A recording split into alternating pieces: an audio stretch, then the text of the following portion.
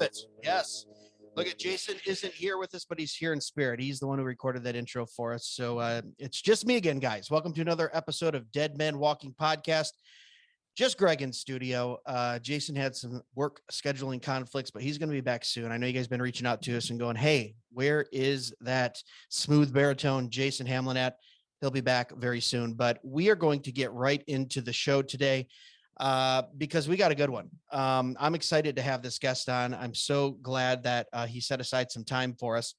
If you've listened to the podcast for any amount of time, you know, obviously we talk about theology, politics, culture, all those things can't really be avoided. I'm a locally elected official and I'm always involved in those things. And we discuss those things here on the podcast. Well, we've got a treat not in studio, but on the line here. We have Garrett Soldano, Garrett from Michigan.com. He is a candidate for governor in the great state of Michigan. Garrett, how are you, sir? I'm doing fantastic. Thanks for having me on. Absolutely. And I appreciate the time. Can you give our listeners just maybe a 1 or 2 minute bio of who you are, where you come from, and what you're all about? Yep. I was raised in a small country town called Onsted, Michigan.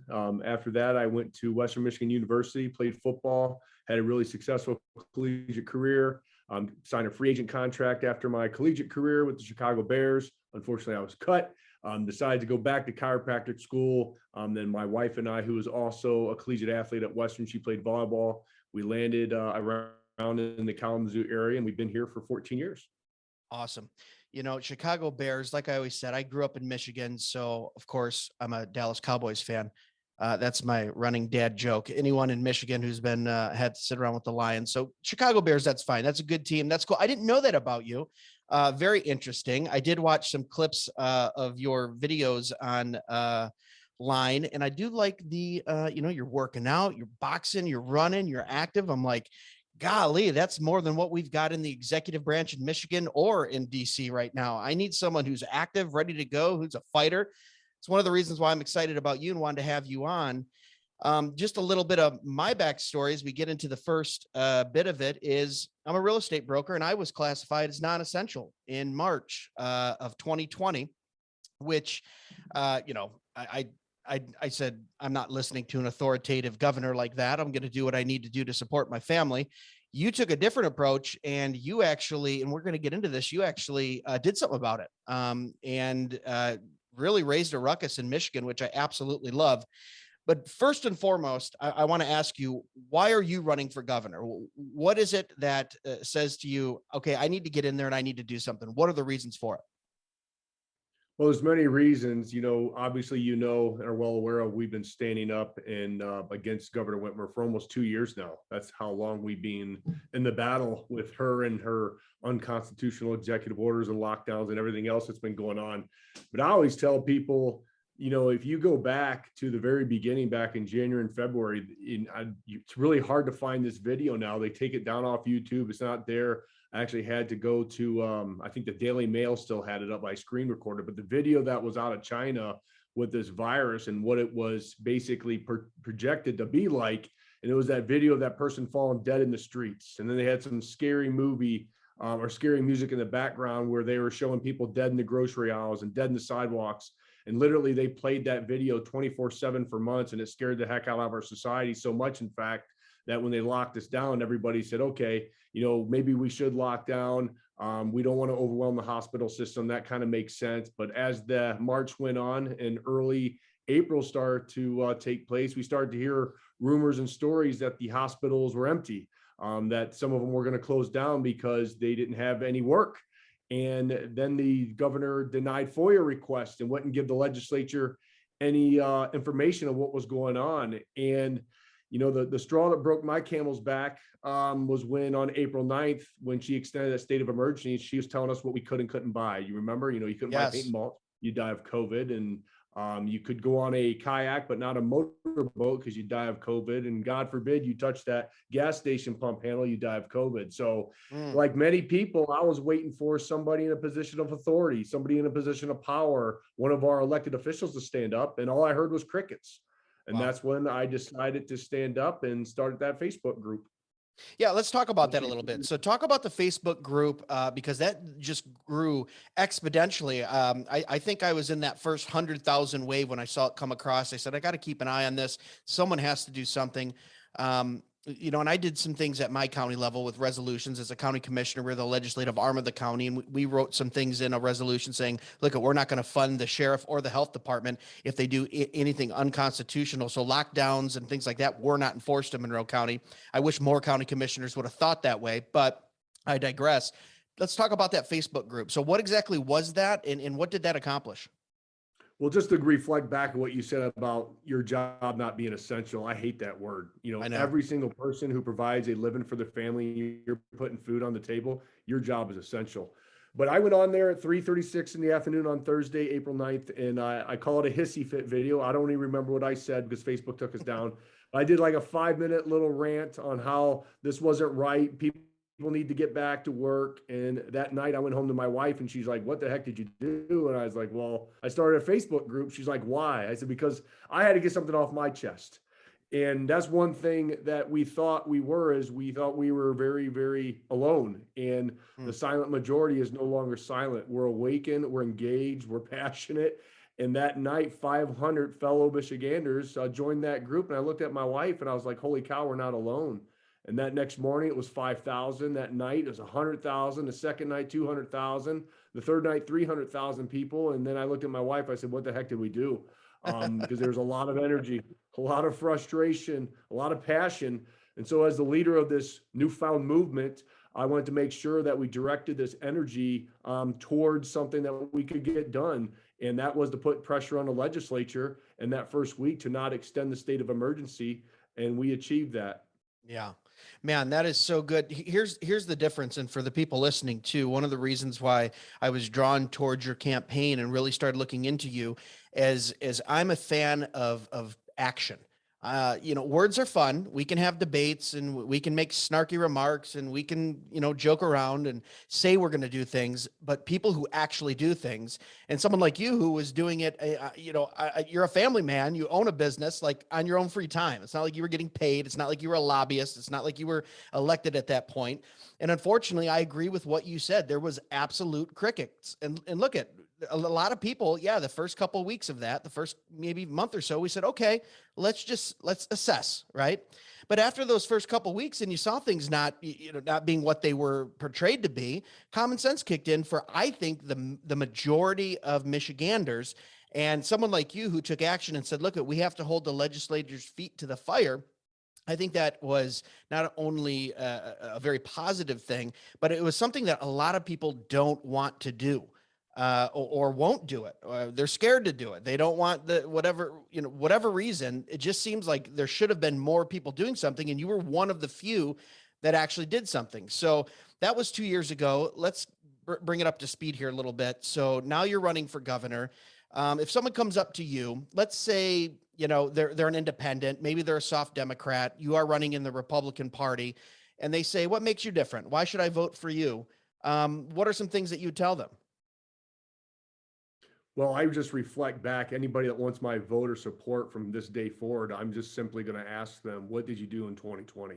Did you stand up when it was unpopular to do so, but you did so because of those very words that were inked on that piece of paper called the Constitution of these United States, that contract between the government and the people? Or did you just stay silent? Did you enforce these lockdowns? Were you actually out on the street ticketing people and shutting down businesses? Or did you stand up? Because you're right, a lot of people are afraid to stand up, but we can no longer be on the sidelines in the bleachers. We are one election cycle from losing this republic. And so now it's time for ordinary people to do extraordinary things. And we can no longer rely solely on our government to take care of us. It's time for we the people to activate. It's time for we the people to engage and get this thing back to what it should be, a government that is for the people, by the people, right? And so if you reflect back on my final decision to run, I tell you what, in November of 2020, the governor, if she would have just slowly opened up like the rest of the union was doing, I don't think anybody could have beat her. There's so many people that bought in this narrative, and a lot of people, and I believe this too, just like what you said, a lot of the elected officials in the beginning kind of get a get out of jail free card with this. They didn't know what this was going to do. But as time went by and the true science and data started to come out, we started to realize, hey, you know what? Lockdowns aren't the way to go. Mandates aren't the way to go. And if she would have just opened up in November 2020, she would have been untouchable. But she decided to double down and Yeah. she canceled Thanksgiving and Christmas, canceled our children's experiences, their opportunities and dreams, shut our restaurants down to 25% capacity, even though all the neighboring states around us were open. Indiana, Ohio, Wisconsin. So I guess COVID just hated Michigan and wouldn't cross the border. And so when she locked us down again, I knew I had to do something. Especially when she went to the inauguration with her two daughters, do as I say, not as I do, right?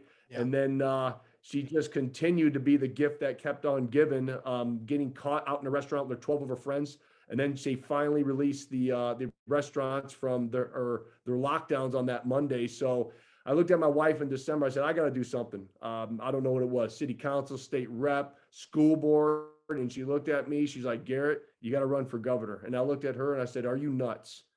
Right. And a lot of people who've been following me from the beginning, they realize, you remember, when I stood up, it was very unpopular to do so. This was supposed to wipe out 10% of Americans, which is 30 million people. And so we went through the death threats. I had to take my family to undisclosed locations twice because we got a guy on video saying he was going to come down and shotgun me dead in the streets and make my family pay. They attacked my business. They tried to take my license. They physically attacked my business. So we went through all that hate, all that negativity. And I just knew when you run for governor, it's going to multiply by 1,000-fold. And thank goodness I have an unbelievable woman at home. She's my better three quarters. And we've been really good at, kind of sheltering my young boys. I have a 14 and a 12-year-old from kind of this insanity over the past 2 years. But they're on board and we know why we're fighting. And obviously when you run for governor, and God bless every single person out there who wants to throw their hat in the ring, because it is a horrible, evil game out there. Yeah. But I have one heck of a support and foundation at home that is definitely my strength. And I do appreciate that. And for the listeners, you guys have to realize when you are involved, if you're not involved in politics, you don't understand how cutthroat it is, how much time it takes if you're actually going to serve the people and be a public servant. How much backstabbing there is, how much gossip and false rumors and lies and all kinds of stuff come at you. And that's why I appreciate what you're doing, because you could have just sat at home. It looks like you got a pretty good life going there. You got a family, you got a wife, you got a successful business. You could have just said, hey, not me. This is over. We got through it. Yeah, a lot of bad things happened. A lot of illegal, unconstitutional things happened at the executive level in Michigan. But okay, I'm just going to go back to normal, as we say, right? And you said, no, I'm going to fight. And that's why I think as many people need to be exposed to your campaign as possible, because we have a rich history in the United States of politicians who were not politicians, elected officials, who were not elected officials from the outside coming in and being absolutely great public servants. Because why? They're serving with passion from their heart, not to get ahead, not to make a paycheck, not to get a retirement, not to get notoriety, not to get the free trips and dinners, but they say, look, I have a passion for this country. I have a passion for freedom. And I think that resonates with people when you talk. Would I be wrong in saying this really is a passion for you and that's the reason why you're running? I want you give me the chills when you say that, because if you want to make God laugh, you tell him your plans. This was not my 20-year plan. But a few years ago, if you would have told me, Garrett, you're going to be running for governor, I would have laughed you right out of the room. I would have put $1 million down on a bet that said, there's no way. Yeah. There's no way I'd ever want to get involved with politics. But again, from everything that we went through, there's bigger things at stake now. And just like I tell everyone, it's time to stand up. You cannot sit on the sidelines. You cannot be in the bleachers anymore. You have to get involved. And that's at every level. We got to get away from this mentality that these elected officials are going to save us. It's the people. And that's why I'm a statesman, and I will always be the statesman for the Michigan people, because I represent them. And it's going to take a village. It's going to take all of us to do that. And that means you getting engaged your school board, your city councils, your state legislature, every single organization that you can to stand up for what you believe in. And, we have to do that on both fronts now, at the local level, and then we have to do it at the state level. But again, it just comes down to, yeah, you're right.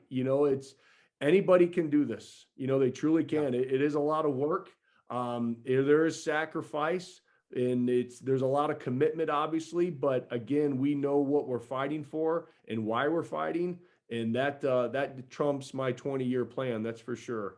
Yeah, absolutely. So philosophically and constitutionally, I think we're on the same page, and you're opposite of the current governor. You do not believe in personal property being seized or being stopped, or having a public entity or executive branch being able to shut down businesses, right? We've established that. So if you've got a voter that comes up to you and says, okay, that's good, I'm on board with that, what other plans do you have when you are sworn in as governor to move Michigan forward, or to take care of that budget, or to fix infrastructure? Do you have anything on your your bullet plan of what you want to see in the executive in Michigan when you're sworn in as governor? Absolutely. So I made a vow to the state of Michigan a year and a half ago. I said I would not quit until we restore the checks and balances to make sure that no governor can ever do this again. I'm the guy running right now to limit the executive branch's power, and we're going to do just that. A governor will never, ever be able to weaponize the health department again to hammer down on our businesses.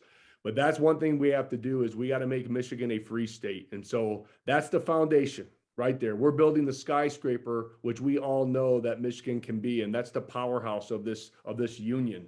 And so we have a foundation. It's called the Constitution. And as Michigan's next governor, I'm going to protect those unalienable rights of life, liberty, and the pursuit of happiness that our Creator bestowed upon each and every one of us. That's our foundation. Floor one. And I know this is going to sound like an oxymoron, but it's truth and transparency. Governor Whitmer, if you reflect back in 2018, she said when she ran that she was going to be the most transparent governor in the history of Michigan. And she came out with this plan called Sunshine Plan. And she got none of it done. Zero. Out of all the points that she wanted to get done, zero she has done. So we came up with Sunshine Plan 2.0, and we expanded on it. And what we're going to do is we're going to make sure that these FOIA requests are streamlined with the executive and legislative branches. People deserve to know what's going on. I like it. Another thing that we're going to do is we're going to open the books in Lansing. We're going to find out who's lobbying who, what special interest groups are donated to what campaign, and what these candidates, what are they spending this money on? The people deserve to know this. And the 501c4 slush funds, the dark money, as we always hear about it, who's funding that? So we're going to open the books to allow people to really understand what's exactly going on, because we are 50th in this United States with transparency, and that's horrible. Yeah. And we have to restore our belief in government. And I think that's why I'm the candidate to do just that. Is I think we lost faith in our government. A lot of us have. And it's my job to get in there and bring truth and transparency. And we need people to run for the right reasons. You kind of hit on it. We don't want politicians anymore. Like everyone listening right now, I'm done with the silver spoon politicians. I'm done with these elitists. I want Americans now. I want people who love this country, love this flag, that's going to serve the people, not for a political narrative, not for a political career or agenda, but because it's the right thing to do. And so we are going to pass this in Sunshine Plan 2.0, that legislatures or any future governor cannot make any money off any of the bills that they pass for up to 5 years after they're done. That's going to knock all the self-interest out of the government to get people to do it for the right reasons. If we have truth and transparency and we secure that foundation, that's when we can do some amazing things. Because who in their right mind would have come back here and start a business with the threat of the next lockdown, the next cold and flu season by the health department? And you hit on it too when you just said, I'm not the candidate that's going in there and balancing the budget. I'm cutting the budget. And this is a Republican problem. Over the last 3 years, they have raised the budget, I think, 31 to 33%. And what we have right now is we have Governor Whitmer, who's actually acting like a moderate Republican right now with her daddy's credit card, spending all this COVID money. We had a deficit before all these bailouts. Now she has a surplus, and she's just trying to undo all of her damage. But here's my question. What are you going to do when the credit card runs out? Where's your tax revenue going to come from? We have a mass exodus of people leaving this state, and that includes businesses.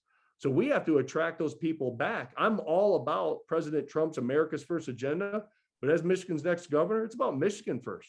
We're competing with Kentucky and Tennessee, which just took 11,000 of our jobs. We're competing with DeSantis and Abbott's of Texas. It's about putting the Michigan people first.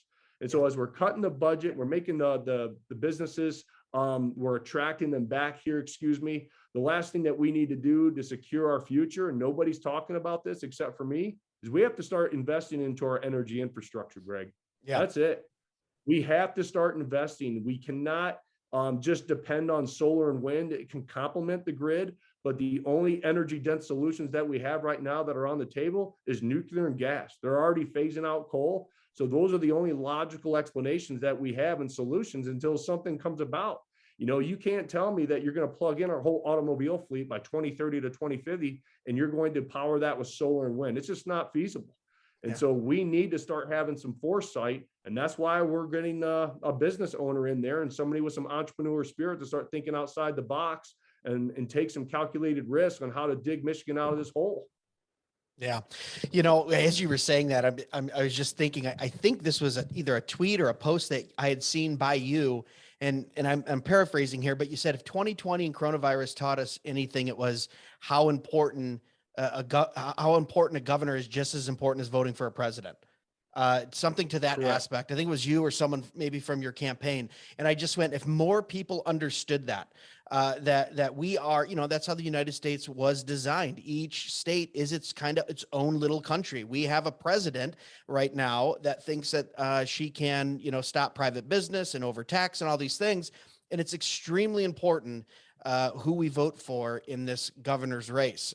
You're exactly right. So as we're moving on here too, I think I'm safe to say you're conservative, you adhere to the Constitution. So why are those two things important in a governor candidate? And what would you say to people who may just go, look, I don't like either one of those C words. I'm all the way on the other side, and I don't think they're important at all.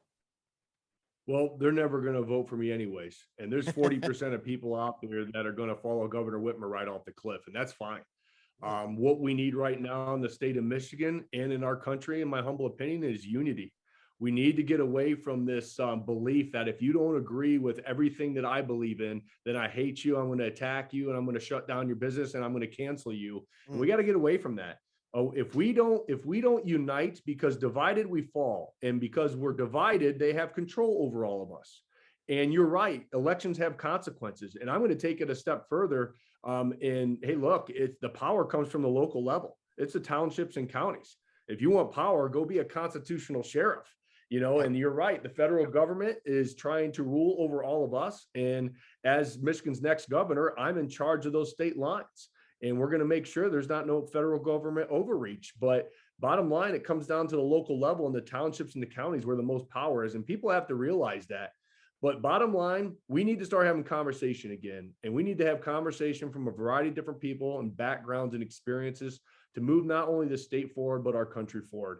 And we're not holding the line anymore. I don't even like that term. We're taking back lost ground now. Yeah. And we're always on the offensive. And that's what I've been doing for the last 2 years, is nonstop on the offensive, taking away her very law, the 1945 law that she was using to unilaterally control over all of us. And that's when I really believed in my heart and soul the power of the people. When we collected those 539,000 signatures with the Unlock Michigan campaign to take away that law, because we're taught that, Greg, right? When we're taught, and well, we used to be taught that. I guess they're trying not to teach that anymore, that the power comes from who? The people. Yeah. And I heard that, but I don't know if I truly believed it until I saw the people in action. And so many people come up to me and say, Garrett, you inspire me. You inspire me. I look at them, I say, no, you inspire me. It's what we do together. And when they accomplished that citizens petition in record time, that's when the synapse was created and the belief was created that the power is with the people. And we all have to realize that. But you know what? What we're getting right now is we have all of these old school Democrats and liberals coming into our movement right now.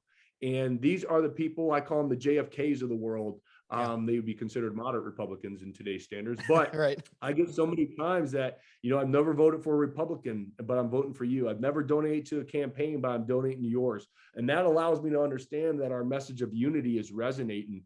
And one quick story before we move on, I had a pro-choice woman contact me and say, well, you said you would have conversation with me even if you're pro-life. I said, absolutely. The woman drove 2.5 hours to my next meet and greet that weekend.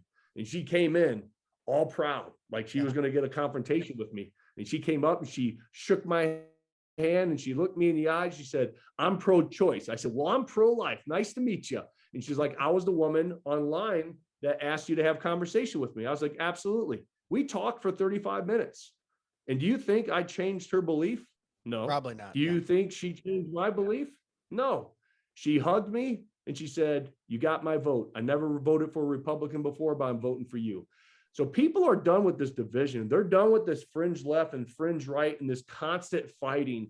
We just need to sit down and hear each other out again. And look, you're not going to change my belief on the Constitution. You're not going to change my belief on pro-life and the Second Amendment and all those core beliefs that I have. However, if you have a great idea on how to invest into our energy infrastructure or how to stimulate our economy or how to get our schools to follow through and stop teaching CRT and start teaching our kids critical math skills and critical science skills, then I'm going to listen. You know, we may not agree on everything, but I'm going to hear you out. And if you have something to bring to the table, I'm all ears. Let's go. Yeah. And all that information can be found at garrettformichigan.com. That's GarrettForMichigan.com. And I just want to stress one more time for those listening, Garrett is really underplaying his effectiveness in his role in that Unlock Michigan. You know, halfway through 2020 or 3/4 of the way through, we said, oh, good, in Michigan, we got some reprieve because that law that Gretchen was using was, they ruled, no, you can't use it. That was all Garrett. I mean, not all Garrett, but that he started that. And like I said, men of action is what you look for when you're looking for men in leadership positions. And I just want to make that clear. I know you're being humble, but I want the listeners to understand, especially, 80% of our listeners are in Michigan, Indiana, and Ohio. You guys have to realize that we have someone on the line right now that actually did something and you felt the effects of it. So I just wanted to say that. All right, as we wrap up here, Garrett, your faith. So does your faith affect the way you would govern at all? And maybe you could just give us a little 30-second or 60 seconds on your faith and where your background is. And would that affect the way you lead or govern? Well, I think every faith has those, important rules of always help, right? Always help those who can't help themselves, always stand up for those who can't stand up for themselves, always do what's right, even if it may be unpopular to do so, follow through. So absolutely, I'm Catholic. That's my background. And yeah, I have those core beliefs and values that are imprinted on my very heart and very soul. And so I'm always going to follow through to do what's right for the people. And I'm always going to follow my heart. And that's why with my campaign, we're not the type of campaign that's going to attack people's character. I'm not going to sling mud at other campaigns. Now, look, I'll attack policy. I will attack the wrong decision. I will attack inaction, and I will attack the wrong action. But I'm never going to attack character or sling mud at other people. That's just not who I am, and that doesn't go with what I believe in with my faith. But we all have to remember, folks, our Creator bestowed upon us those unalienable rights, life, liberty, and the pursuit of happiness. That's what it is. And that's what we're fighting for, and that's what we're standing up for. And my goodness gracious, this election in the state of Michigan, we have to win this round. If not, we're in trouble. And that's what we have to do, because the president that's in there right now, it usually takes a president years to screw up a country. This guy's done it in months. And so that's how important this battleground state is, because as Michigan's next governor, I have a huge responsibility to not only lead, but to turn Michigan around, because this is the power of the people. Because as we turn Michigan around and we start doing great things in the state of Michigan, that's going to start a ripple effect in other states. And they're going to start to realize how powerful the people are, and that anyone who loves this country, who loves this flag, that's going to take that nonstop action and stand up for the ones who can't stand up for themselves, they can achieve great things too. And that's when we blaze a trail so wide, so big, so full of hope, so full of inspiration, that everyone that doubted on us, hated on us, threw mud at us, attacked us, they're going to have to humbly follow. And that's how we get our country back, folks, in 2024. We're no longer holding the line.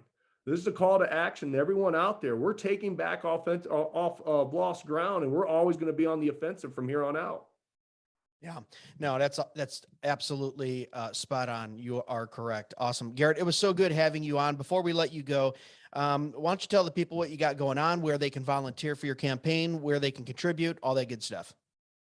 Well, thank you, sir. You already mentioned our website, GarrettForMichigan.com. That's 2 R's, 2 T's, FOR, GarrettForMichigan.com. And yeah, we are doing things that's never been done in politics right now. We have a grassroots army that no other campaign has ever had in this type of race. And we're that big that my campaign tells me we're big enough for where we should be a month before the general. And we're still 7 to 8 months out, and our army is that big right now. So we're going to continue to activate and build that. And that's how we're going to win this thing, is boots on the ground. You can't buy this race. Maybe in other elections, you could buy this by being a self-funder and throwing $10 million of your own money in this thing. Not this time. There's too many people awake and engaged. What's going to win this thing is having somebody that has integrity, who has proven track record of taking action, who stood up, especially for those who haven't stood up for themselves. And so we need your help. We need your boots on the ground. We need your financial skin in the game. That's called commitment. It's not support. When you commit to something, you have skin in the game, and that's what we're looking for. So if you want to be a part of something bigger than self, that's called passion, and that's our campaign. And that's one thing that you're getting with me. My heart, my personality is out on my sleeve, and I will go all out with you if you go all out with me, and that's how we take back this state. Well, brother, your passion and your excitement definitely come through. It's so good to see that in a candidate for governor in the great state of Michigan. Listen, we thank you so much for your time. We appreciate your words, coming and sitting down with us, giving us a little bit of information on who you are. And guys, for you of those listening, all of this will be linked up anywhere you listen to your podcast, obviously on all social media platforms where you follow us at Dead Men Walking Podcast. You can find us there. This will be linked up if you want to get some more information about Garrett. Garrett, thank you so much for stopping by, brother. Hey, Greg, can I leave your listeners with one more thing? Absolutely. Go ahead. I want everybody out there to understand, don't you ever think that you can't make a difference. You can. All you have to do is merely muster the courage to stand up. You never know what small act that you may say or do, a hissy video that I did, anything that may change the lives of millions tomorrow. That's how powerful all of you out there are. So don't ever think that you can't make a difference, because you can. Thank you so much for your time, sir. Absolutely, guys. And thank you so much for listening. Another one in the books. As always, guys, God bless. Be sure to follow us on Facebook and Instagram at Dead Men Walking Podcast for full video podcast episodes and clips, or email us at deadmenwalkingpodcast@gmail.com.